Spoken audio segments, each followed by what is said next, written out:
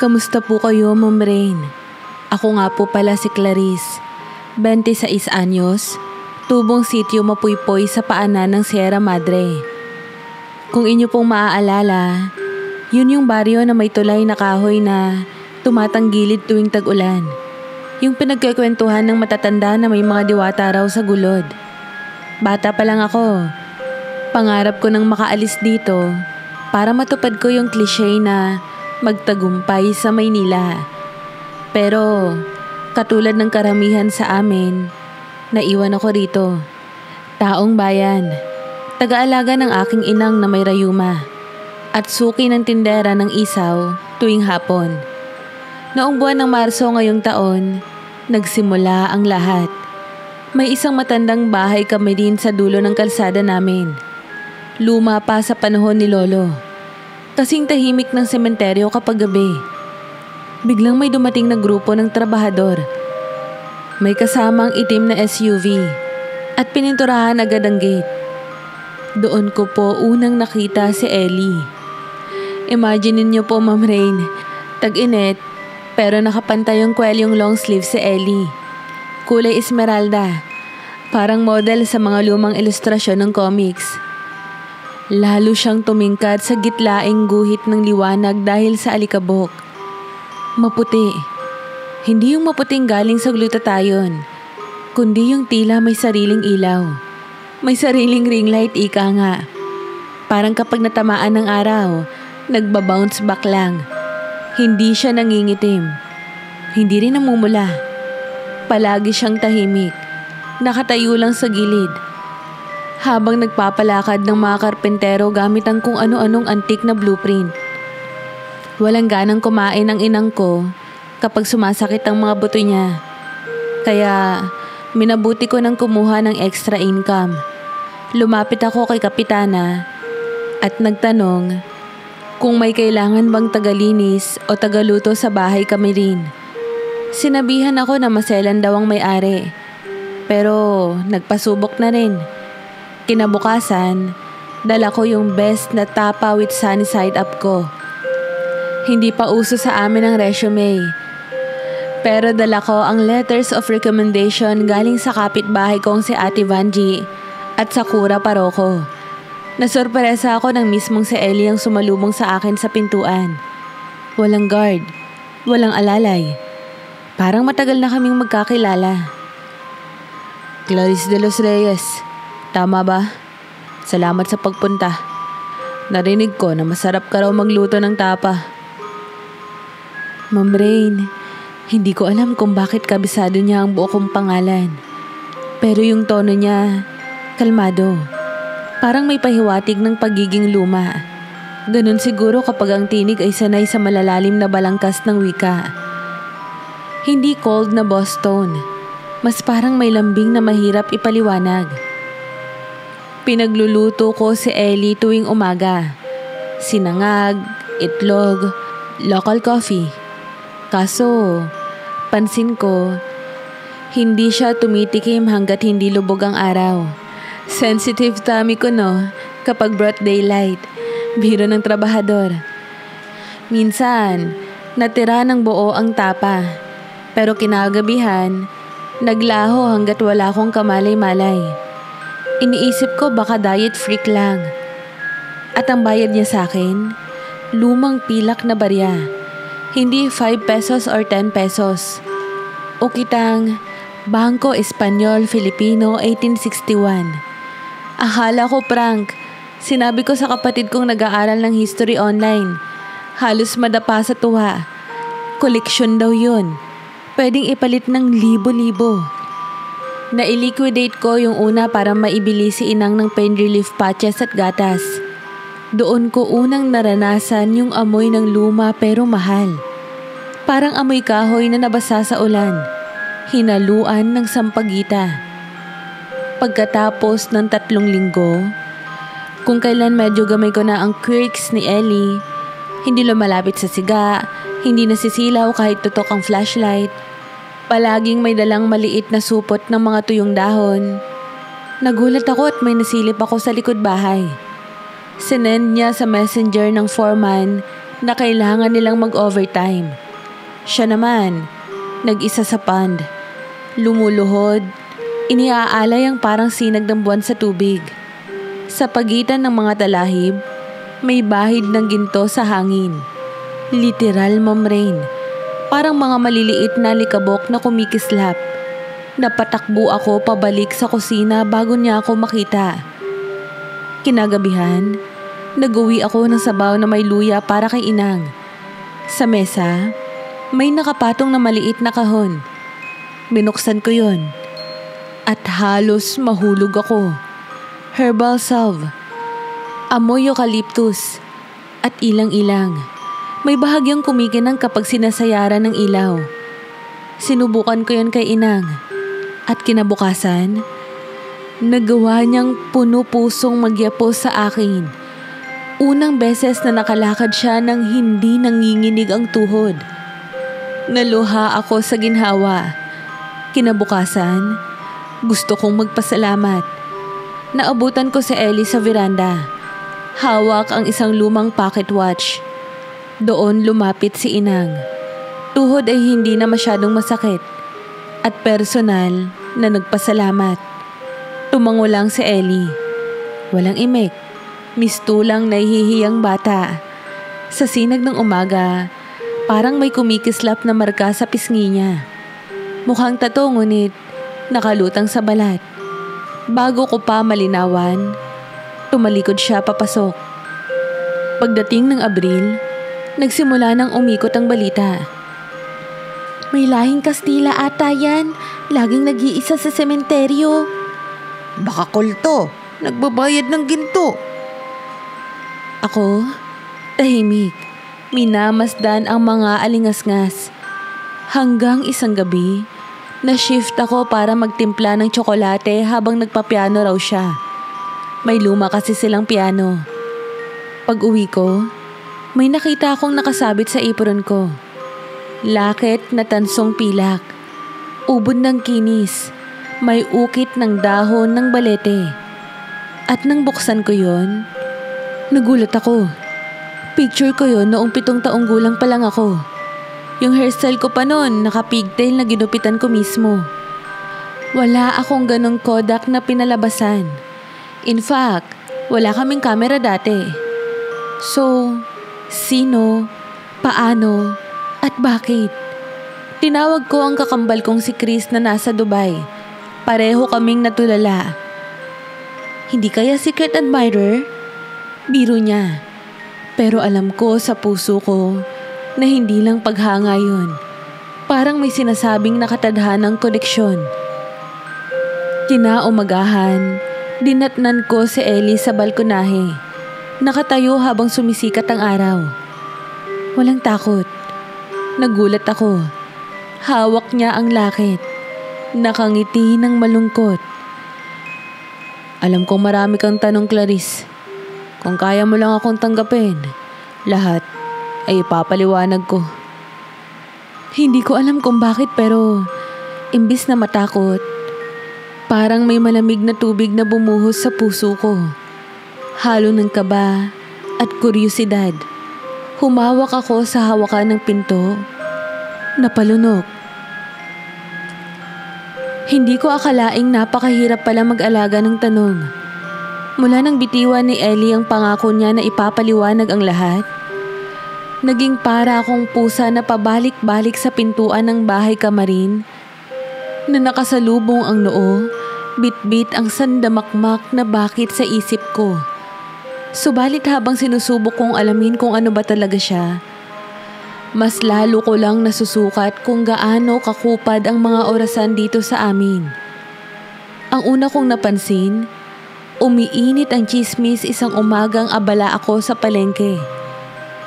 Nakalinya ako noon sa pwesto na Aling Trining para bumili ng hipon nang mapadaan si Mang Rudy, yung veteranong mangtutroso, at biglang bumulong. Oh, Clarice, kamusta na yung burgess mong amo? Narinig ko marunong daw magsalita ng katutubong Latin yun ah. Tapos nagtawanan sila. Sumabat si Ate Vangie sa kabilang timbangan. Hoy, hindi yun Latin. Sabi ng pamangkin ko parang makalumang Tagalog. Hindi tulad ng atin, mas parang awit ang bagsak. Ikinibit balikat ko lang. Subalit umalingaw-ngaw yon sa isip ko buong araw. Kasi nga naman, tuwing inuutusan ni Ellie ang mga karpentero, para bang dinuduyan ng hangin ng dila niya. Malalim at mahaba ang punto. Parang galaw ng tubig sa ilog. Ni hindi ko ma-replicate kahit sa harap ng salamin. Kinagabihan, nadatnan kong nagtatalo ang ilang trabahador. May nakakita raw kay Ellie na naglalakad mag-isa papuntang gubat. Kausap ang mga puno. Lolokohin ko sana sila pero napaseryoso ako nang idetali pa. May hawak siyang lamp na kulay pilak.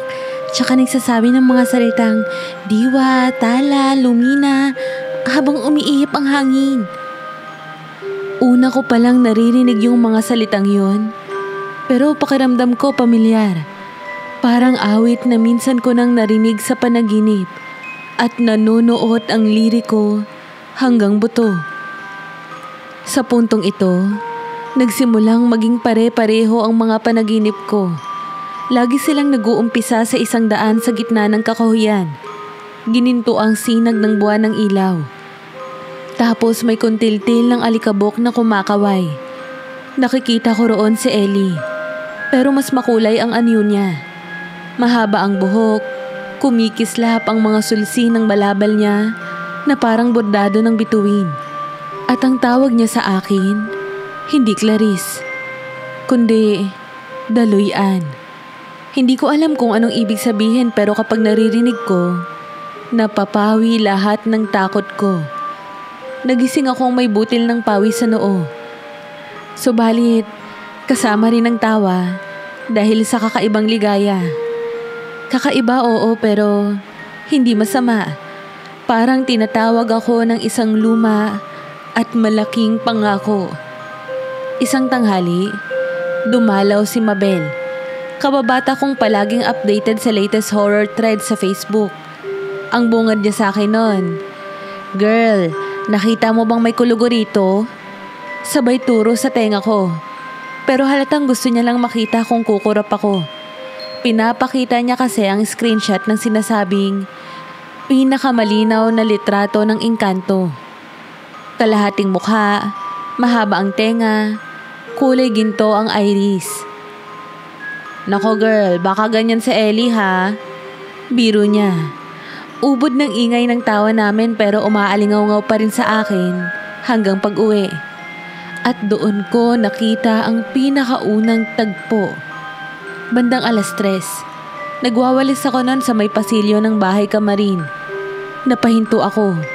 Sa kotabas ng liwanag na tumatago sa bintana, tumilamsik ang sinag sa mukha ni Ellie. Literal kong nasilip na lumaki at humaba ang kanyang tenga. Sobrang saglit lang. Nandidilat pa ako nang biglang bumalik sa normal. Para akong naduling. Tinapik ko pa nga ang sentido ko. Pero Ma'am Rain, nakita ko po yun talaga. Hindi ko po yun imahinasyon. Sumunod na gabi, nagdala ako ng kalamansi muffin para sa merienda niya at naglakas loob na magtanong. "Sigurado ka bang okay ka lang? Parang minsan kasi nag-iiba ang itsura mo." "Maraming uri ng itsura, depende sa ilaw, Clarice." Sabi niya at nakangiting tipid. Sabay titig ng malalim, ngunit malungkot. Gusto ko pang umusisa, pero may kung anong pumipigil sa dila ko. Parang hindi ko matukoy kung pakiusap ba yon o babala. Pasado 9:00 nang madatnan ko si Inang at ang kumpol ng kapitbahay namin sa sala. Nakikinig sa radyo. Nagkakagulo raw ang mga aso tuwing lumalampas si Ellie sa tulay papuntang gubat. Nagtaas ng kilay si Inang pero hindi ko montra. Lihim akong natuwa at naasar. Sila, takot na takot. Samantalang sa akin, napakabait ni Ellie. Pero sa totoo lang, mas nangingibabaw sa puso ko ang intrigang malaman kung sino talaga siya. Minsang naguhugas ako ng kawali, nasugatan ako ng daliri. Dumugo ng husto yun. Wala si inang para tulungan ako kaya nagpanik ako. Hindi ko alam kung saan galing pero may kumatok. Nang buksan ko, si Ellie. Agad niyang inabot ang isang piraso ng dahon na parang sinulatan ng minuscule script. Ipinasalpak niya sa sugat ko. Pakiramdam ko may bahagyang kuryente at unti-unting tumigil ang pag-agos ng dugo. Salamat. Ellie, ano ka ba talaga? Hindi naman mahalaga kung ano ako. Ang mas mahalaga, kung sino at kung sino ka para sa akin. Doon nag-init ang pisngi ko. Hindi ko na alam kung dahil sa hiya o dahil natunaw ang lahat ng takot ko. Dumating ang takdang gabi ng kabilugan ng buwan. Patunay marahil na talagang mahilig sa dramatikong timing ang tadhana. Tinext ako ni Ellie. Oo, may cellphone naman siya pero laging naka-silent. Ang laman ng text niya, pwede ka bang pumunta sa Sapa 8:30 PM? Dalhin mo lang ang sarili mo. Hindi ko alam kung bakit ako sumunod agad, pero parang hinihila ng panaginip. Sa gilid ng sapa, tila naging asul ang buong paligid. Ilang pulgada lang ang pagitan namin. Sobra ang liwanag ng buwan kaya halos walang anino. Humakbang siya palapit at bagaman kabado, hindi ako umatras. Huminga siya ng malalim. Sa bawat bugso ng hininga niya, tila may umaangat na ginintuang sinag mula sa lupa. Nag-uumapaw ang kislap. Bumukas ang lupa sa paligid namin na parang nilililok. At doon ko unang nasaksihan. Ang balabal niya na sa normal ay simpleng cotton. Ngayon ay tila tinahim mula sa takip silim at tumaga. Kumikislap ng esmeralda at pilak. Ang tenga, oo, humaba ng husto. Nakapipinta ng mapusyaw na 3 guhit ng liwanag sa palibot. At ang balat, naging mapusyaw na berde sa ilalim ng buwan. Hindi nakakatakot. Bagkus parang malalila na talong kapag hinog. Buhay at matingkad. Humakbang ako paatras 1 pulgada lang. Pero hinawakan niya ang kamay ko. Malamig pero may pintig ng pusong mabilis. Naglapat ang paningin namin. Narinig kong tumigil ang kuliglig. Tila kami lang ang naroon. Clarice, matagal na kitang binabantayan. Noong bata ka pa lang at tumagi kang putulin ng balete para lang makakuha ng tuyong panggatong. Naroon na ako. Gusto kitang proteksyonan, ngunit hindi yun pwedeng sabihin noon. Masakit mang aminin. Hindi ako ganap na tao. Kung handa kang makinig, hindi na kita pag-aalinlanganin. Tinapik niya ang pwesta ng puso niya. At kahit nakabalot pa sa magarang tela, naramdaman kong tumitibok talaga yon. Hindi yun boses ng halimaw. Boses yon ng isang nilalang na pagod na sa pagtatago. Tumaas at bumaba ang dibdib ko sa kaba. Napapikit ako sandali. Kasabay ng pagdilat ko, sumilip sa gilid ng paningin ko ang liwanag ng buwan na nag-anyong tila kortina. Damang-dama kong mabagal ang oras. At bago pa man ako makahanap ng matinong tanong, marahang ngumiti si Ellie. Inilahad ang kamay niya at mariing nagsabi, "Kung kaya mo akong tanggapin, ipapaliwanag ko sa iyo ang lahat. Pati ang dahilan kung bakit hawak ko ang litrato mo bago ka pa man isilang." Sumiklab ang sikmura kong parang may libo-libong paru-paro sabay pumagitna. Ang kamay kong kanina ay nanginginig, ay kusang kumapit. At sa lagkit ng katahimikang iyon, tumalon ang tanong ko sa labi ko. Boses na halos bulong. "Anong kailangan kong malaman, Ellie?" At doon nag-init ang puso kong takot at tuwa. Hindi ko alam kung ano pa ang darating pagkatapos nun. Ngunit sigurado ako na walang tsismis sa baryo ang kapantay ng katotohanang sasalubong sa akin. Humigop ako ng hangin na parang unang beses kong matitikman ng gabi. Kumakabog ang dibdib ko habang naglalakad kami ni Ellie palusong sa mas madilim pang bahagi ng sapa. Hindi na ako nagtanong kung saan kami pupunta.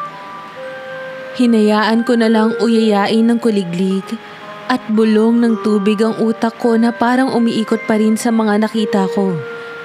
Ang balat niyang kumislot sa berdet ginto, ang sandaling humaba ang tenga, at ang kalmadong titig na nanunulas ng lihim.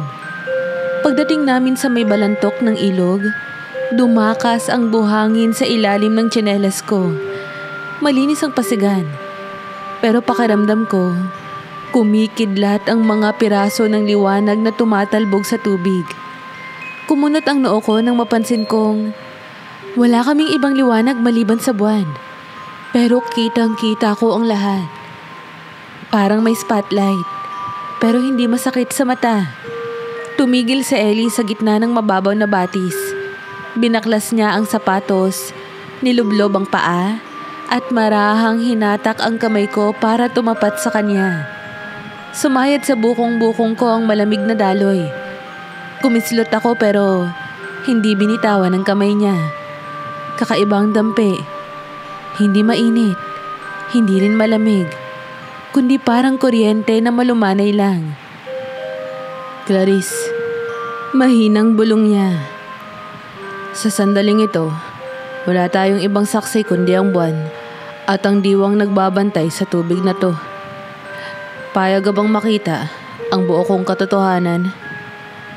Tumango ako. Alam kong wala nang atrasan. At sa saglit na yun, hinawakan niya ng mas mahigpit ang palad ko. Dahan-dahan siyang humakbang pasulong hanggang umabot ang tuhod sa tubig. Pagkatapos, nag-angat siya ng dalawang braso na tila yumayakap sa hangin. May pumintig na sinag mula sa ibabaw, na para bang may ikinakaskas na posporo sa alapaap. Pumulandit ang liwanag pababa. Hindi ilaw ng lampara, hindi sinag ng flashlight, kundi purong sinag ng buwan na parang nabuo sa manipis na kortina. At doon ko nasaksihan ang hindi ko akalaing posible. Kumislot ang balikat niya. Kumalat ang pagkikislap mula sa kwelyo ng polo niya. Naglatag ng bagong tela. Malabal na kulay bughaw na may sinulid na pilak at esmeralda. Ang mga botones, naging simbolo ng hugis tala. At sa bawat pindol ng damit, humahampas ang liwanag na tila nakakabit sa mismong bituin. Nag-alter ang kutis niya. Hindi na lamang yun mapusyaw. Naging mala-jade na may alon na gintong guhit. Mula sa gilid ng ulo, unti-unting lumabas ang makintab na tenga, mahaba, matulis, at mistulang nabalot ng pinong pahid ng pulot dilaw ng alikabok. Napatda ako, pero hindi ako umatras. Ang totoo, halos nakalimutan kong huminga. Naramdaman kong nagmamadali ang pintig ng pulso ko. Pero kasabay nun, may himig sa hangin. Parang koro na hindi ko marinig ng buo, kundi nararamdaman lang sa ilalim ng balat. Tulad ng berdeng dahon na nanginginig pag may hanging amihan. Alam kong buhay na buhay ang paligid namin. At kaming dalawa, ang gitna nito. Tagapagbantay ako ng Tala Lumina. Bulalas niya sa boses na may doble, isang normal na baritono, at isa pang halos naaaninaw ko lang sa bulong ng hangin. Noong panahong dinala ng mga Kastila ang bakal at apoy sa lupaing ito, dito rin ako naatasang magtago sa lilim ng mga puno. Ang ama ko, si Dato Haral, ang nagugat ng pader na hindi nakikita. Ang tanikala ng karagatan ng diwa na pumapagitna sa amin at sa mundo ninyo. Simula noon, nanatili kaming tagapag-alaga sa likod ng anumang may ugat at dahon. Pinilit kong intindihin Kumakalas ang hininga ko sa bawat pangungusap niya. Pero ang mas mahirap tanggapin ay kung paano niya ako tinitigan. Para bang matagal na niya akong kilala. Bakit ako? Tanong ko. Hindi na kinaya ng bibig ko ang mahabang pakli. Bakit ikaw at ako? Hinayaan niyang lumapat sa tubig ang palad at kumidlat ang liwanag sa paligid. Parang may lumabas na mga titik mula sa alon. Tumingin siya ulit sa akin. Masinsin. Alam mo bang minsang naglaro ka sa gulod? 7 taong gulang ka pa lang nun. At nakita mong halos patay na ang maliit na punong baleteng tinanim ng lolo mo? Umiyak ka nun. Kumuha ka ng palanggana. At kahit kulang sa tubig ang bahay ninyo, dinala mo lahat ng inigib mong tubig na galing sa poso para lang diligin yun. Kumirot ang alaala. Tumindig ang balahibo ko. Oo, nangyari po iyon. Naalala kong pinagalitan pa ako ni Inang kasi inubos ko raw ang tubig inumin namin. Ang punong yun, ang bantay ng daanan, papasok sa tala lumina. Patuloy niya. Nang dinalhan mo yan ng buhay, nagising ako mula sa mahimbing na pagtulog. Mula noon, minatyagan na kita. Hindi dahil sa utang na loob lang, Clarice, kundi dahil doon ko unang naramdaman na iba ka. Napatingin ako sa tubig na kumikislap. Ang lakit. Kaya pala may larawan ko kahit hindi ko nakunan ng litrato. Kung kaya niyang kumuha ng gunita mula sa alon ng alaala, walang imposible. Pinagbawal sa amin ang makihalubilo ng lampas sa 3 paglilipat ng buwan. Dagdag pa niya. Pero hindi ko napigilan ang sarili ko. Sa bawat taon na lumipas, pinili kong maging anino. Tagapagligtas sa maliliit na bagay. Halamang gamot, malamig na dampi kapag nilalagnat ka, bulaklak na biglang sumusulpot sa landas mo papasok sa paaralan. Maliit na paraan para maparamdam kong hindi ka nag-iisa. Napatakip ako sa bibig ko. Tumulo pala ang luha ko nang hindi ko namamalayan. Iba ang linaw ng liwanag.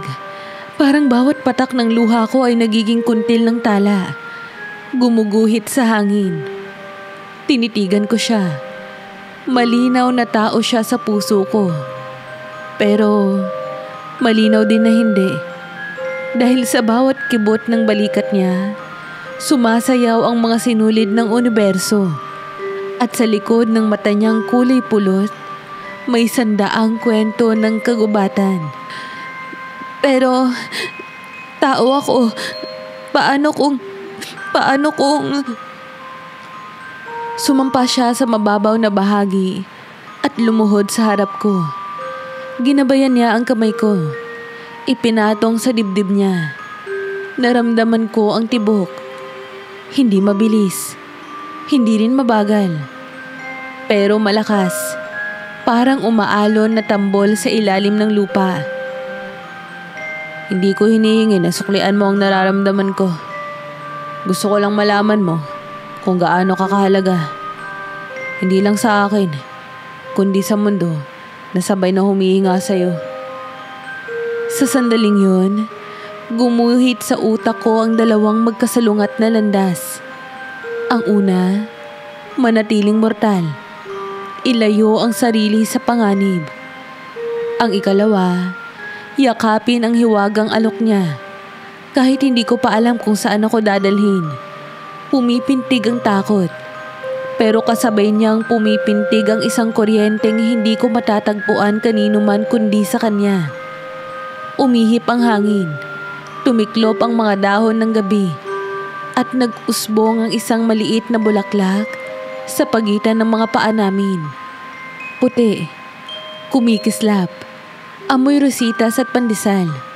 Yumuko si Ellie. Pinitas yun at inilagay sa tupi ng buhok ko. Daluyan. Tawag niya muli, mahina pero malinaw. Ikaw ang daluyan ng paghinga ko sa mundong to. Napalunok ako. Pilit pinipigil ang pag-uga ng balikat. Kahit paulit-ulit na nagpapaliwanag ang isip ko na hindi tao si Ellie, ang puso ko naman ay paulit-ulit na nagbubuhos ng init na parang sumisigaw ng isang salita lang. Oo. At sa pagitan ng unang patak ng hamog at huling alingawngaw ng kuliglig, hindi pa tapos ang pagsubok. Kasi simula pa lang. Ngayon ko lang yun naramdaman. Ngunit sa ilawang hinabi ng buwan, may namuong tiwala. Habang hawak-hawak ko ang kamay ng isang engkantong piniling magpakatotoo sa akin, para akong umapak sa simula ng mundong walang nakakaalam, maliban sa aming dalawa. Pagkababa namin ni Ellie sa pampang, parang lumamig bigla ang gabi. Umuusok pa ang mga paa kong basa habang tahimik kaming naglakad pa uwi. Hanggang sa makarating sa bakuran na may lampara. Wala akong masabi. Kumakalikot pa rin sa utak ko ang salitang tala lumina at ang mga gintong hibla na kumikislap sa damit niya. Noon ko lang napansin na unti-unti nang bumabalik sa pangtaong anyo si Ellie. Polo, maong, simpleng relo. Pero kahit naglaho ang balabal at mahahabang tenga, alam kong hindi na mabubura sa alaala ko ang totoo niyang anyo. Kinabukasan, nadatnan ko siya sa lumang sala ng bahay kamarin. Nakabuklat ang makapal na aklat na yari sa balat na punong nara. Amoy dagtat sinaunang tinta. Mariin niyang pinasadahan ng mga pahina. Nakaukit sa loob ang simbolong nakita ko kagabi sa ibabaw ng tubig. May dapat kang malaman bago ka magpasya, Clarice. Batas? Oo. Kapag ang engkanto ay piniling magtali ng puso sa mortal, obligado siyang bumalik sa kanyang kaharian sa tuwing pinakamahaba ang araw o gabi. 2 beses isang taon. Kung hindi siya uuwi, mahuhulog ang kaluluwa niya sa pagitan. Parang apoy na walang hangin. Tinapik niya ang pahina. Ipinakita niya ang magkabilang lip. Isang bilog na nilalamon ng liwanag, summer solstice. At isa namang sinasaplutan ng dilim, winter solstice. Mistulang simpleng ilustrasyon, pero ramdam kong bawat guhit ay sinelyuhang sumpa. Pwede bang sumama ang mortal? Tanong ko, bagamat ang kaba ko ay abot hanggang batok. Tumango siya pero agad kumunot ang noo. Kailangan ng pang-ukit sa hinga. Ritual na iuugnay ang hininga mo sa ugat ng tala lumina. Mula noon, maaari kang tumawid. Pero may kapalit. Kung marupok ang katawan mo, pwede kang tumanda ng mabilis. Kapag nagkamali, baka hindi ka na makabalik. May gumapang na ginaw sa braso ko. Hindi ko man inamin out loud, pero biglang bumangon sa isip ko ang imahe ni Inang. Nakaupo sa duyan, bahagyang maginhawa na sa salve ni Ellie. Paano kung mawala ako ng ilang linggo? Baka hanap-hanapin niya ako. Baka mangayayat ulit yung tuhod niya na kagagaling lang. Sa unang 2 araw, sinikap kong itago sa sarili ang problema. Pero nalagot ang kumpiyansa ko nang dumating ang ugnayang pambarangay. Pinatawag ng kagawad si Ellie para raw hingi ng mga papeles ng ari-arian kuno. Pero sa aktwal, naroon ang matatandang lalaki at babae na nakabarot saya. May bitbit na rosaryo at pinagmumurang palaspas. Tila naghahanda ng exorcism sa halip na meeting. Sa gilid, naroon si Nanang Adela, ang pinakamatching ng chismis. Nakatawa ng pangkutya at narinig ko pang bulong niya sa kakwentuhan. So, sabi ko na, may lihim na milagro sa lalaking yon. Baka mangkukulam. Marahang sumingit ang kapitana sa gitna para questionin si Ellie kung bakit puro lumang barya ang ipinangsusweldo niya at ano ba talaga ang pangalang nakalagay sa birth certificate niya. Malumanay siyang sumagot. Konserbatibong diksyon ngunit walang halong yabang. Pero kita kong nanginginig ang maliit na ugat sa sentido niya. Bihira ko siyang makitaan ng alinmang emosyon. Nang mapagod ang tanong, inusisa naman ako. Lalo na at nakikitang malapit kami sa isa't isa. Clarice, totoo bang gabi-gabi kang pumupunta sa malaking bahay? Huwag mong sabihing... Totoo po, Kapitana. Nagluluto ako at naglilinis. Wala po akong masamang ginagawa roon. Walang masama. Baka binabahiran ka na ng engkanto. Singit ni Nanang Adela. Hamunin ko man sila ng ebidensya, nakasalang na ang apoy. Naramdaman ko ang init ng kanilang pangamba. At ramdam ko rin na naiipit si Ellie. Hindi dahil sa takot siya, kundi dahil ayaw niya kaming masaktan. Tinampal niya ang kamay ko ng palihim. Tanda ng pagpipigil. Pagsapit ng takip silim, naupo kami sa pasimano. Ipinasa niya ang maliit na kahon na may ukit ng dahong balete. Mas maliit pa sa posporo. Binuksan ko yun. May nakarol yung sinulid na parang hibla ng liwanag. Kumikislap-kisap. Ito ang sunit ng hinga. Kapag hinabing tatsulok sa paligid ng iyong dibdib, kakapit sa'yo ang tala lumina. Makakatawid ka tuwing solstice. Hindi mo mararamdaman sa simula pero maaaring bumilis ang pagtibok ng puso mo. Para kang laging kinakapos sa hininga. Paano kapag pumalya? Maaari kang magsimulang kumupas. Parang bulaklak na inipit sa libro. Magiging mahina ang laman. Mabilis mapagod. Posibleng tumanda ng hindi oras. Tinimbang ko sa palad ang sinulid. Banayad ang timbang pero mabigat sa konsensya.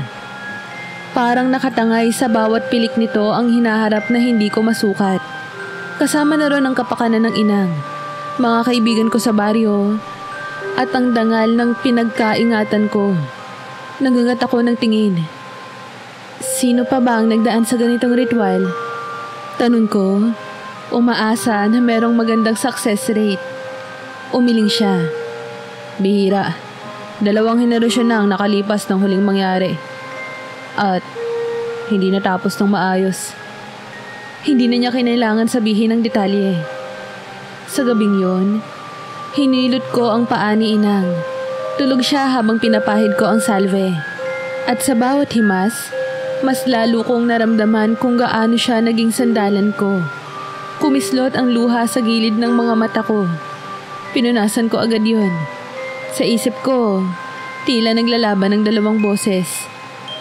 Kasama mo si Ellie, may pag-ibig at hiwagang walang katulad. Kasama mo si Inang, obligasyon at simpleng mundo na kilala mo.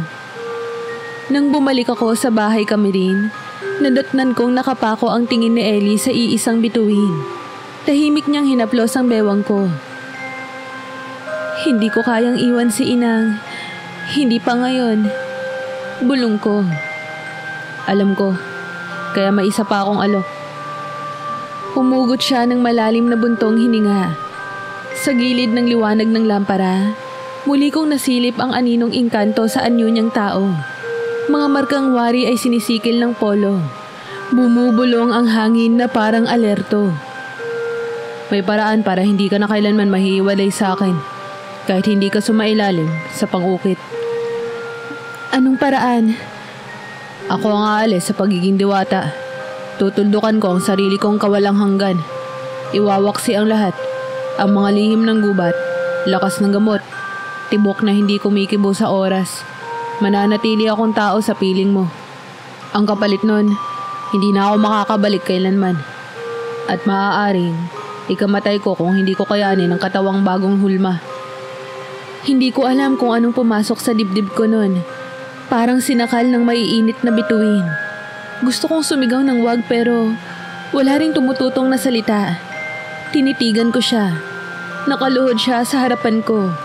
Hindi bilang Diyos, hindi bilang engkanto, kundi bilang lalaki lang.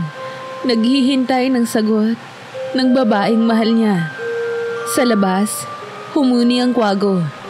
Sa loob ng mura kong puso, nagbabanggaan ng ligaya at pangamba. Hindi ko ipinakita pero nanginginig ako.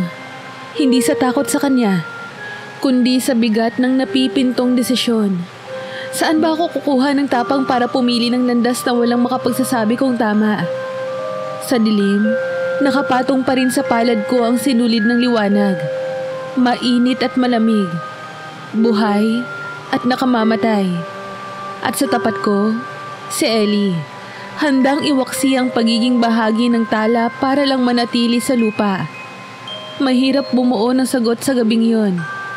Kaya, sinaklaw ko siya ng yakap. Mariing pinikit ang mga mata.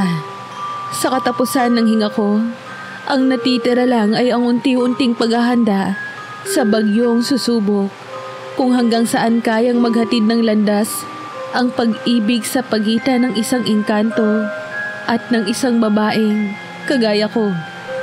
Hindi ko alam kung ilang beses ko pang pinalipas ang gabi sa ilalim ng mga bituin na tila mga matang palihim na nanonood habang pinipiga ko ang sariling puso. Kasi totoo naman, hindi basta-basta yung binigay sa akin ni Ellie. Pinipili niya akong higit sa sariling kaharian, higit sa pagiging diwata, higit sa kapangyarihan. Ako, na walang inatupag kundi magluto, mag-alaga ng nanay, at makapagdiskusyon sa tricycle driver kapag sobra ang sukli. Ako na minsang inakala kong hindi mapapansin ng kahit na sino. Ako ang pinili niya. Pero bakit ganun?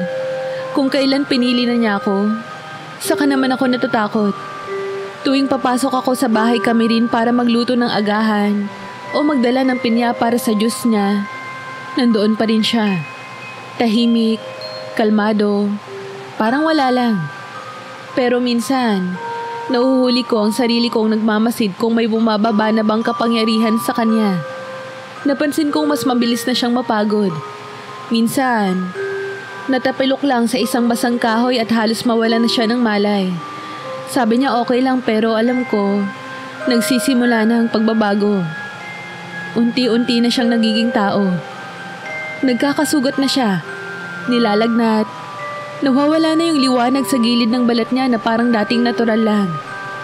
Nakakabahala. Pero hindi ko pinahalata yun. Ayokong magmukhang pinanghihinaan ng loob. Pero totoo po, Ma'am Rain, habang nakikita ko siyang nalalanta, lalo akong nilalamon ng tanong. Paano kung hindi niya kayanin? Paano kung tuluyan siyang magbago? At ako naman ang sisihin ng sarili ko.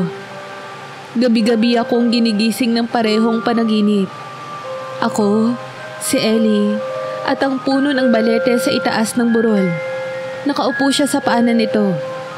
Payat, maputla, tapos biglang may hangin na lalapit at sasabihin, "Hindi mo siya niligtas. Pinili mo ang sarili mo. Makasarili." Kaya naisipan kong humingi ng tanda. Una, pumunta ako sa simbahan. Tahimik lang akong naupo sa likod. Pinipilit na hindi umiyak habang nagsisindi ng kandila. Hindi ko alam kung ano ba talaga ang hinihiling ko.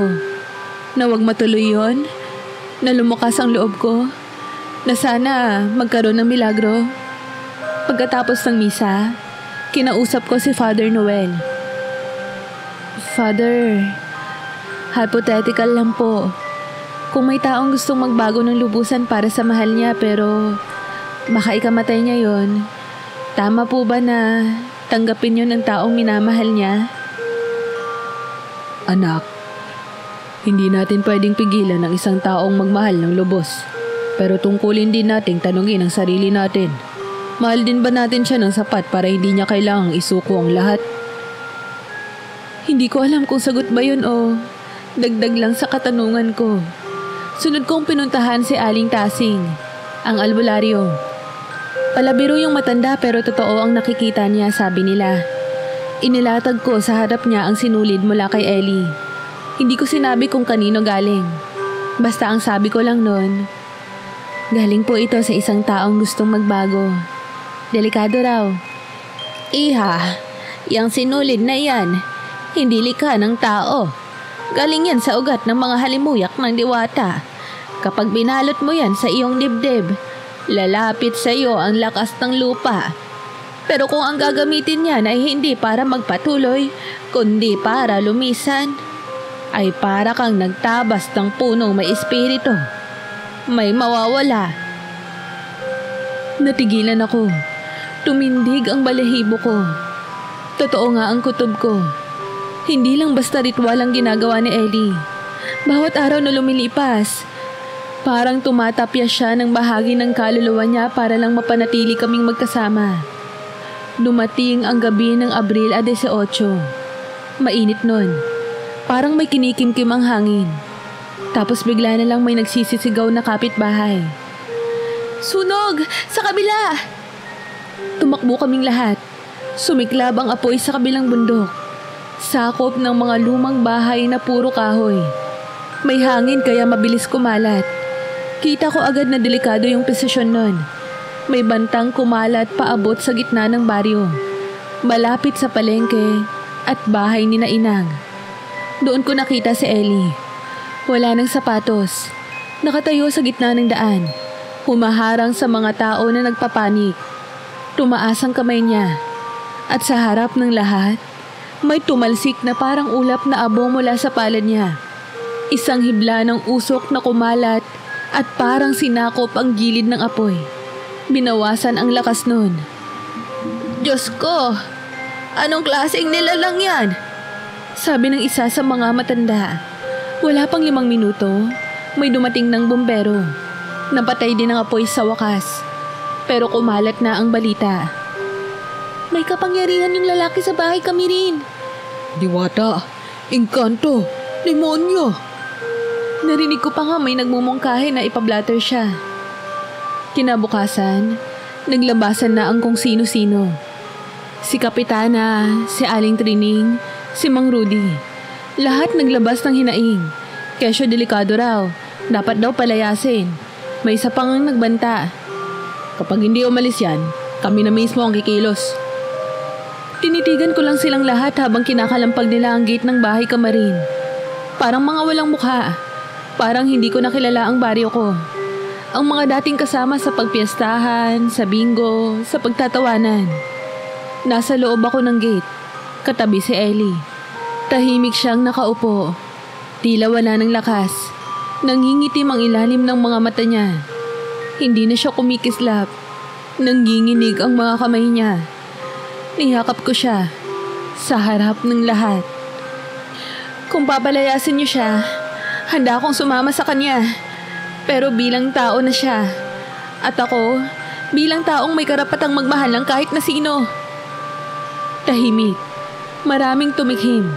May umalis, may nang iwan. Pero ang pinakamahalaga, narinig ako ni Ellie. Kinagabihan, humiga kami sa bubong ng bahay kami rin. Walang ilaw nun, puro lang mga bituin. May pakiramdam na parang lumulutang kami sa ibabaw ng isang malalim na desisyon na hindi maaaring bawiin. "Hindi mo kailangang gawin to, Clarice. Pwede kitang iwan dito sa baryo. Magsimula ka ulit. Malilimutan mo ako." Tama ka.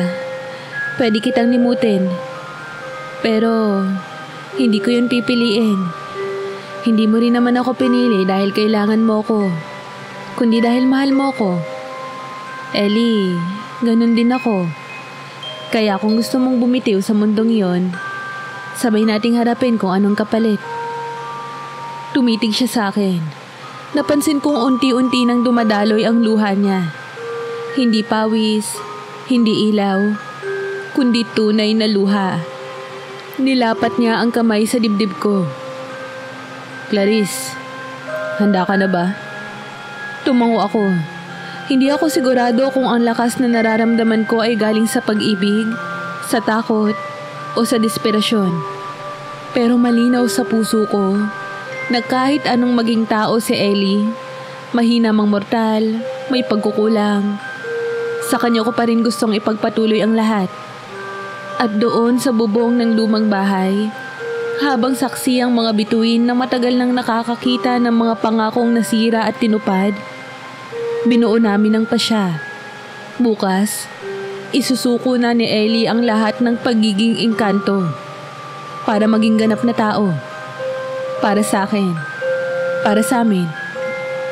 Kinabukasan, Habang karamihan sa mga taga-baryo ay abala sa paglilinis ng abo at pagtatayo ng mga tent para sa mga naapektuhan ng sunog, kami ni Ellie ay tahimik na naglalakad paakyat ng gubat. Ang init ng araw ay halos hindi maramdaman sa ilalim ng mga puno. Pero bawat hakbang namin sa lumang basa ay parang may bigat na hindi mabigyan ng pangalan. Wala kaming dalang gamit. Wala ring cellphone. Ang tanging hawak ni Ellie ay isang piraso ng kahoy na tila inukitan ng mga simbolo. Gawa raw yun mula sa ugat ng pinakaunang balete sa buong silangan.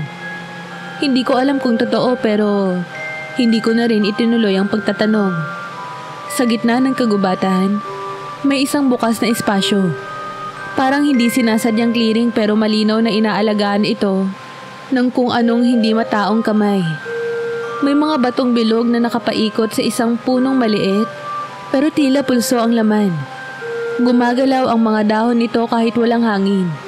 At ang mismong katawan ay may guhit-guhit na parang ugat ng palad. Sa gitna, may altar. Luma pero malinis. Walang kandila o imahe, kundi isang mangkok na puno ng tubig at isang malapad na dahon na anahaw na may ilang patak ng dugo sa ibabaw. Naroon na sila. 4 na nilalang na mukhang tao pero alam mong hindi. Lahat sila ay halos isang talampakang mas matangkad kay Ellie. May mga mata sila na kulay abuhin. At ang mga damit nila parang pinagtagpi-tagping ulap at buwan. Nang tumingin sila sa akin, naramdaman ko agad ang panalamig ng batok ko. Parang biglang naging dayuhan ng dugo ko sa katawan ko mismo. Clarice de los Reyes, sa iyong matay may bakas ng pagdududa. At sa puso mo, may ugat ng lakas. Kinikilala ka ng Talo Lumina. Kahit ikaw ay hindi taga rito. Tumango ako. Bagamat hindi ako sigurado kung paano sila kilalanin pabalik. Lumapit si Ellie sa gitna. Tuluyang hinubad ang suot niyang sapatos at damit na pangmortal. Naiwan siyang nakatayo, kalahating hubot-hubad. Suot lamang ang isang tela na parang hinabi mula sa damong kulay pilak. Ako si Lendruan, anak ni Haral ng Lumat Dilim. Isinusuko ko ang aking karapatan bilang anak ng diwata. Pinipili kong maging tao, hindi bilang pagsuko ng sarili, kundi bilang alay sa isang pag-ibig na pinili kong paniwalaan. Buong tapang nasabi ni Ellie. Ang mga nilalang ay sabay-sabay na yumuko. Isa-isang inilapag ang kani-kanilang dalang palad sa lupa. At mula roon, may mga sinag na unti-unting umahon.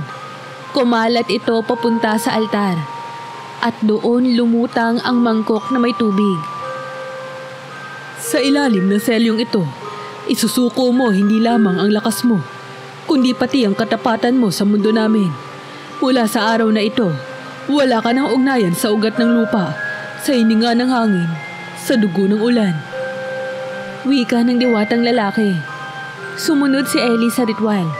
Dahan-dahan siyang lumuhod. Itinapat ang palad sa mangkok ng tubig at huminga ng malalim. Doon ko napansin, parang may usok na umahon mula sa balat niya. Hindi usok ng apoy, kundi parang kaluluwang lumalabas mula sa kalamnan. Maya-maya, umangat ang anahaw na may patak ng dugo at dumapo sa pagitan ng mga palad ni Ellie. Kumislap ito saglit at unti-unting nanlambot ang balikat niya. Para siyang nanghihina. Lumapit ako. Hinawakan ko ang likod ng ulo niya. Doon ko naramdaman. Nawawala ang init. Tila unti-unting lumalayo ang ilaw na matagal ko nang nararamdaman mula sa katawan niya. Ellie, tama na. Baka hindi mo kayanin. Hindi, Clarice. Tapusin natin to. Bigla akong hinila ng isa sa mga diwata. Hawak niya ang braso ko pero hindi mabigat. Mainit pero malamig. May kakaibang sensasyon. Parang pinapasok ako ng tubig na hindi basa. Dinala niya ako sa altar, sa tapat ni Ellie. At doon pinatong ang palad ko sa kanya. Kung nais mo siyang manatili, ibahagi mo ang hininga mo sa kanya. Hindi sapat ang kanyang sakripisyo. Kakailanganin niya ang daluyan upang mapuno ang puwang na iiwan ng kanyang pagkadiwata. Hindi ko na naisip kung tama pa ba yun o hindi. Basta ang alam ko, hindi ko siya kayang mawalan. Kaya ipinikit ko ang mga mata ko. Buong lakas ko ang hininga ng palad niya. Mainit. Sobrang init. Para akong nilamon ng apoy at malamig na tubig sa parehong sandali. May mga alaala na bumalik sa isipan ko. Mga simpleng tagpo. Ang unang araw ko sa eskwela, ang halakhak ni inang sa radyo, ang lasa ng sinangag na may margarine, ang unang hawak ni Ellie sa kamay ko sa may sapa. Para bang kinukuha ang mga iyon at inililipat sa kanya. Pagdilat ko, natumba si Ellie. Napaluhod kaming pareho. Hinawakan ko siya agad. Basang-basa siya ng pawis. Nanginginig at ang balat niya ay hindi na kumikislap. Wala na ring marka. Wala na ring bahid ng diwata. Isang hininga, 2, 3. Tumingala siya sa akin. Ngumiti. Maputla pero buo. Naririnig ko ang tibok ng puso ko. Totoo na. Ako ay isa na ring tao. Doon ako tuluyang naiyak. Hindi dahil sa takot kundi sa luwag. Isang lalaking hindi na diwata, engkanto, pero mas buo pa kaysa kailanman. Sa gilid ng altar, lumapit ang isa sa mga diwata. Mas makintabang kasuotan niya at may palamuting parang saplot ng buwan. Siya raw si Isil, kapatid ni Ellie. Pinili mo kaming kalimutan, kapatid. At dahil dyan, hindi ka na namin muling matutulungan. Alam ko, sabi ni Ellie. Sana'y hindi mo pagsisihan, sapagkat ang mundo ng tao ay hindi marunong sumakli ng sakripisyo. Minsan, sinusuklian nila ito ng takot, ng puot. Pero, marunong din silang magmahal, at yun ang ituturo namin sa isa't isa. Singit ko. Tinitigan ako ni Isil. Hindi galit pero hindi rin tiwala. Tumango siya ng dahan-dahan. At sabay biglang nawala na lang sila. Parang binura ng hangin. Naiwan kaming dalawa ni Ellie sa gitna ng altar.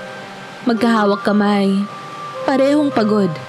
Parehong sabog ang isip at emosyon. Pero pareho ring buo sa loob. Pababa na kami ng bundok nang magsimulang umambon. Bahagya lang. Sapat para basain ang balikat namin. Hindi ko alam kung ulan yon ng paalam o ulan ng bagong simula. Habang naglalakad kami, si Ellie ay nakitingala lang sa langit. Pinakikinggan ang tunog ng patak ng ulan sa dahon. Ngayon lang ako nakaramdam ng lamig mula sa ulan. Ngayon ko lang ito naintindihan. At ngayon lang ako nagmahal ng ganito. Sa bawat hakbang paatras mula sa kaharian ng mga lihim, papunta sa gulo ng mundong mortal, isang bagay ang malinaw. Hindi lang ako ang pinili niya. Pinili rin niya ang bawat kahinaan, bawat sugat, bawat init ng yakap sa gabi. Sa mga sumunod na araw, totoo pala yung kasabihang, hindi mo marirealize ang halaga ng simpleng bagay hanggat hindi mo to nararanasan. Si Ellie, ngayon ay si Elian na ang gusto niyang itawag sa sarili niya. Parang pagtanggap na rin sa pagiging ganap na tao. Ay parang sanggol na unang beses lumalakad sa mundo. Unang beses niyang matulog ng parang tulog mantika. Hindi siya nagising sa kuluskos ng bubong. Wala na rin yung likas niyang tahimik na alerto. Nang dumilat siya sa umaga, parang nagulat siya na may panaginip pala ang tao. Tumingin siya sa akin nun. Tuliro pa. May isang puno sa panaginip ko. Nagsasalita siya tapos bigla akong nabulunan sa lupa. Welcome to the world, Elian. Hindi ka lang ngayon mananaginip. Makakalimutan mo rin minsan kung anong napapanaginipan mo. Pinagluto ko siya ng sinangag, itlog at tuyo. Yung pinaka-paborito kong almusal. Nagulat ako kasi hinipan niya muna ang tuyo bago tikman. Tinanong ko kung bakit. Parang maalat at may tunog. Doon ko na-realize. Yung mga simpleng bagay na normal na sa atin, sa kanya, bago lahat yon. Sabi nga ni Inang, ang bagong panganak na diwa ay mas marupok pa sa sanggol. Ilang araw pa lang, nakita ko agad yung limitasyon ng katawan ni Elian. Akala ko noon, ang mga engkanto kapag naging tao, parang superhero pa rin. Pero hindi. Isang hapon noon, sinubukan niyang maghakot ng mga kahoy sa likod ng bahay para gamiting panggatong. Bago pa man siya makarating sa ikalawang kahon, umupo na siya sa lupa, hingal na hingal. Elian, okay ka lang ba? Nag-aalalang tanong ko. Akala ko kakayanin ko. Sa amin, isang iglap lang tapos na. Hindi ko alam na ganito pala kapag pagod ang katawan. Pinahid niya ang pawis sa noo. Saka tumawa. Pero mas gusto ko tong pagod na to. Pakiramdam ko, totoo ako. Hindi ko alam kung maaawa ako o hahanga. Kasi kahit halos masuka na siya sa hirap, mas pinili niyang matuto. Sabi niya, gusto raw niyang malaman lahat ng bagay na hindi niya naranasan dati. Ang pumutok ang kalyo sa palad, ang magkasingaw sa gilagid, ang tumawa ng sobra't mapaiyak dahil lang sa harutan.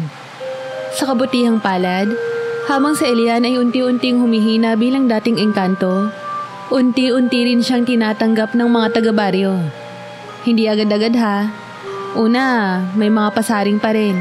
Si Aling Tiring, nagsasalita pa ng, "Ipaka nagkukunwari lang yan, tapos biglang maglalaho ulit." Pero nung nag-volunteer si Elian na magtayo ng temporary na kubo para sa pamilya nang naapektuhan ng sunog, napansin ng lahat na hindi lang siya basta marunong humawak ng martilyo. Marunong din siyang makinig. Ang mga bata, mabilis pa sa 4:00. Noong una, takot pa sila kasi baka raw kainin sila ng dating engkanto.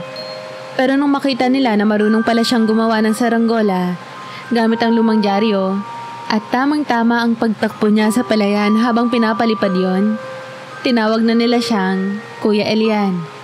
Si Mang Rudy, nung minsang nakita si Elian na nagagapas ng damo sa likod ng simbahan, napakamot na lang ng ulo. Abay kung engkanto yan dati di mas okay nga. At least masipag. Pero hindi pa tapos ang mga pagsubok.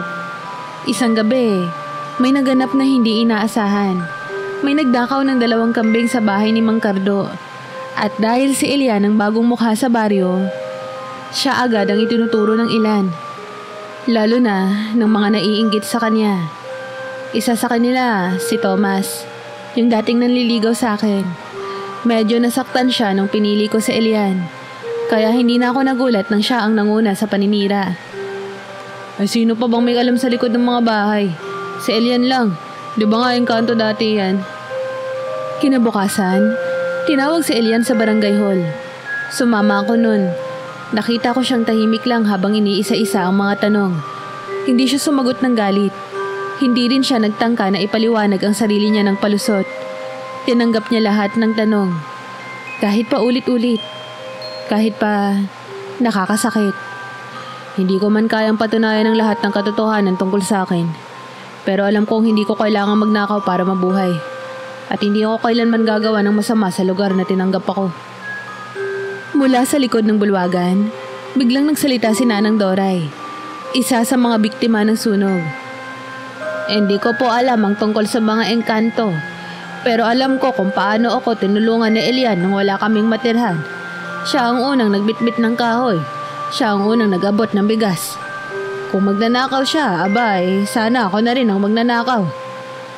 Sumunod pa ang ilang mga kapitbahay. Isa-isa silang nagsalita. Hindi ko mapigilang mapaluha habang pinapanood si Elian. Hindi dahil sa awa kundi sa tuwa. Na kahit wala na siyang kapangyarihan, nabuo pa rin niya ang respeto at tiwala ng mga taong dati ay takot sa kanya. Sa huli, walang napatunayan laban sa kanya at lalong walang naibalik na kambing. Pero para sa akin, ang mas mahalagang nahanap ay ang pagbura ng huling bahid ng panghusga bilang ibang nilalang. Pag-uwi namin, inabutan namin si Inang na nagaganchilyo sa balkonahe. Tinawag niya si Elian. Halika nga rito, iho. Naglakad siya palapit. Parang bata na napagalitan. Inabot ni Inang ang isang maliit na bag. Yung dating gamit ni tatay noon pa. May laman nitong lumang panyo, rosaryo, at maliit na kandila. Eto, para sa'yo. Gamitin mong alay sa misa ha. Para malaman mo na kahit wala ka ng kapangyarihan, may pwedeng panghawakan na mas makapangyarihan pa sa lahat. Pananampalataya. Hindi na ako nagulat nang yumuko si Elian at biglang humalik sa kamay ni Inang. Wala siyang sinabi.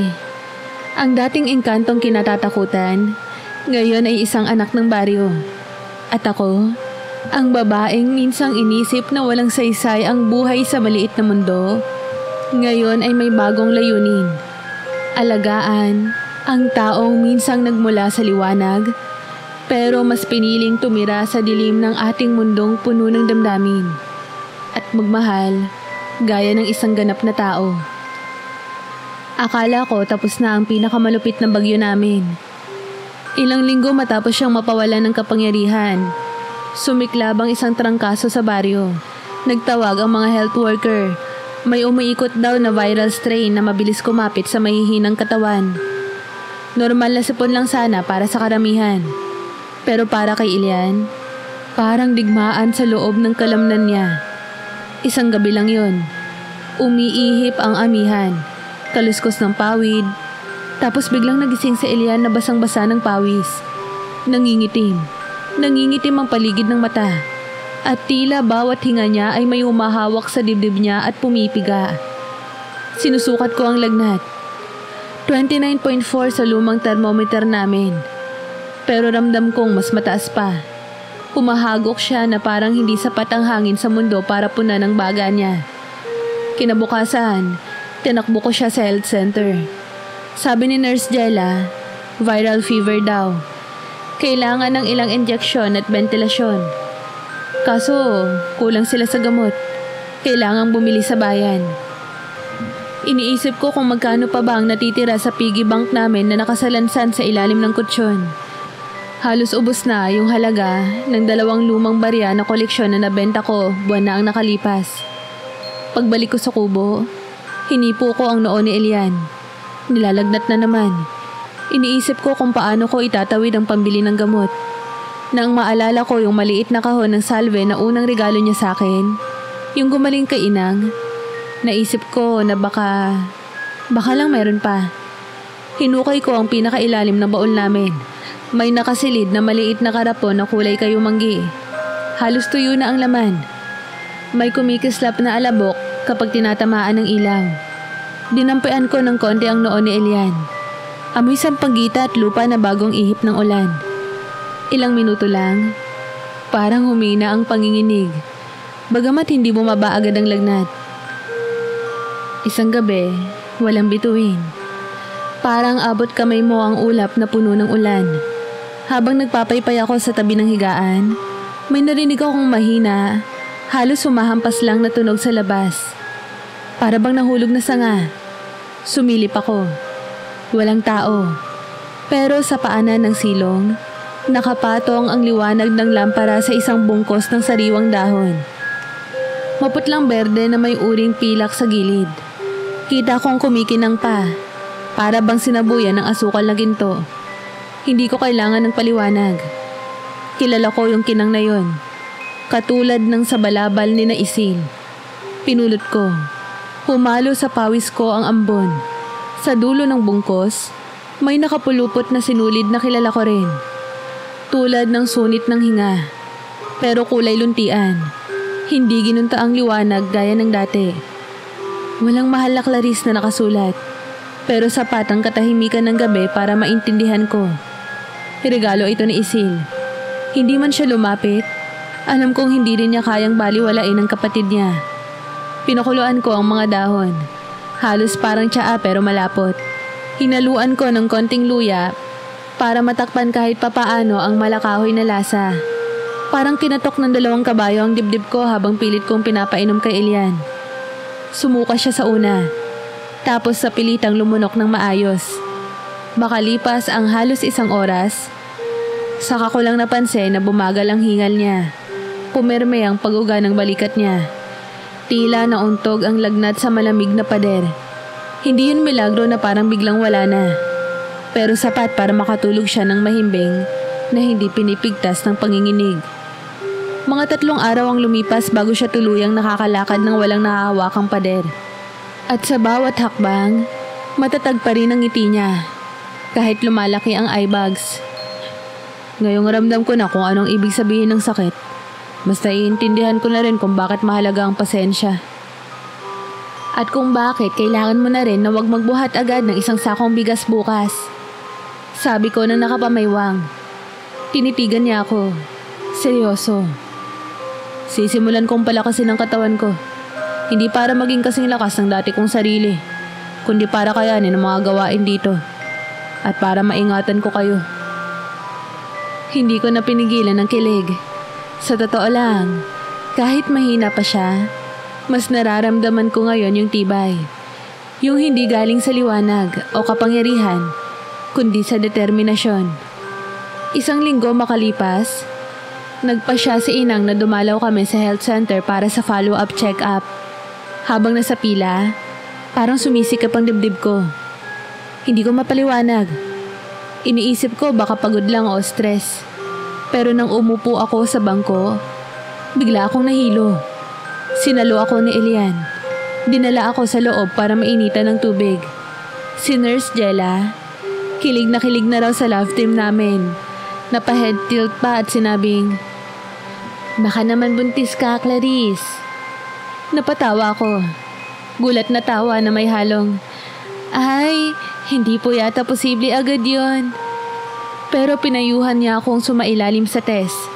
Lalo at halos 2 buwan na pala mula nung huling regla ko.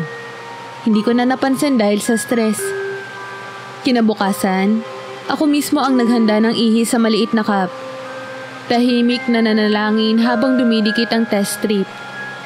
1 linya, 2. Halos nagdilim ang paningin ko sa tuwa. Halos matumba ako. Nagulat pa si Elian. Akala niya nahimatay ako.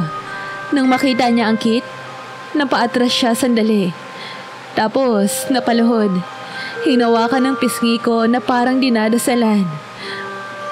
May anak tayo? Mukhang oo. Hindi ko matandaan kung ilang minuto kaming nagyakap ng walang salitang lumalabas. Ang alam ko lang, sa gitna ng halo-halo kong emosyon, may kakaibang tunog akong naririnig. Parang chimney ng mga basong kristal na hinahangin. Akala ko imaginary lang. Hanggang sa lumipas ang ilang linggo at dumating ang schedule ko para sa unang ultrasound. Maliit ang diagnostic clinic sa bayan. May isang luma at nanginginig na makina. Habang nilalagyan ng gel yung tiyan ko, pinisil ni Elian ang kamay ko. Kinakabahan siya. Halatang hindi niya maintindihan ang teknikal na paliwanag ng doktora. Pero nang marinig naming pareho ang maiksing tibok sa speaker, para kaming sinabuyan ng liwanag. Yun ang tunog ng puso ng sanggol. Pero sa bawat tibok, may halong banayad na tunog. Parang may kampanilyang umiindayog sa hangin. Napatingin si doktora sa monitor. Medyo naguguluhan. Baka artifact ng speaker, sabi niya.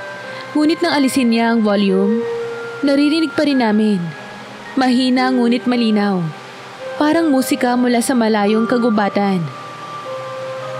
May tala sa dugo niya. Bulong ni Elian, nanginginig ang luha. Hindi ako makapagsalita. Nakatitig lang ako sa monitor. Sa maliit na bilog na kumakaway sa amin sa itim na puti. Napagtanto ko, oo, tao na si Elian pero may alaala pa rin siya sa dugo niya. At yung alaala na yun, humahabi ng musika sa puso ng anak namin. Paglabas namin ng klinik, hindi pa rin bumabalik ang boses ko. Kumapit ako kay Elian. Sabay namin tinitigan ng langit na kulay kalderong asul. Walang ingranding liwanag, walang diwata ng biglang lilitaw. Pero sa loob ko, may maliliit na bituin na tila nagpaparada. Hindi mo kailangan ng pakpak para protektahan kami. Sapat na itong puso mo. Sabi ko sa wakas. At sapat na itong musika niya para ipalala sa ating dalawa kung saan tayo nagsimula. Nakangiting wika ni Elian. Sa likod ng tahimik na baryo, naroon pa rin syempre ang mga chismis. Ang kulang sa budget, ang ulan na minsang sumusobra, at ang tama ng hangin sa biglaang pagtaas ng bilihin. Pero habang nakahawak kami ni Elian sa maliit na printout ng ultrasound na may bakas ng chime sa gitna, para kaming naghahawak ng panibagong susi. Susi sa pintong binuksan namin noong una ko siyang hinayaan na ipakita ang tunay niyang balat sa ilalim ng buwan. At oo, natitiyak ko na sa susunod na bagyo, may makakasalubong pa kaming takot at duda. Pero alam ko na rin kung paano tumunog ang hangin sa bersyon ng puso niya. At alam kong anumang lamig ang dumating, may tunog ng kampanilya sa dibdib ko na nagpapaalala na ito ang himig na namamagitan sa mundo ng tao at engkanto at ipinanganak bunga ng pag-ibig. 3 taon na mula nang isulat ko yung unang bahagi ng kwento naming ito, Ma'am Rain. Hindi ko alam kung babasahin mo pero ngayong gabi, habang may mahimbing na tulog na batang nakadapa sa dibdib ng asawa kong dating engkanto, naisip kong tapusin ko na ang liham na ito. Hindi bilang wakas, kundi bilang paalala na minsan may pagmamahalang mas totoo pa kaysa sa sarili mong alaala. Pinangalanan namin ang anak namin na Luna sapagkat sa kanya kaunang narinig ang kampanilya ng gabi, ang tunog ng pagitan ng mundo ng engkanto at ng tao. Siya ang naging tulay ng dalawa kong pinakamamahal, si Elian, at ang mundong tinanggap ko kahit magulo, kahit mapanlinlang. At ang gusto kong iwan sa mga nakikinig ngayon, kung sapat ang pag-ibig, kahit ang pinakamakapangyarihan ay kayang maging payak, at kahit ang pinakapayak ay kayang magmahal lang higit sa inaakala mong kayang panindigan ng puso mo. Kamusta po kayo? Muli, maraming salamat po sa pagsubaybay. Huwag niyo po sanang kalilimutang mag-like, share, at subscribe. Hello po sa mga subscribers ko at welcome po sa mga bago kong subscribers. Sana po wag po kayong magsasawang makinig ng mga stories ko. Lagi po kayong mag-iingat. Have a nice day po sa inyong lahat. Hanggang sa muli!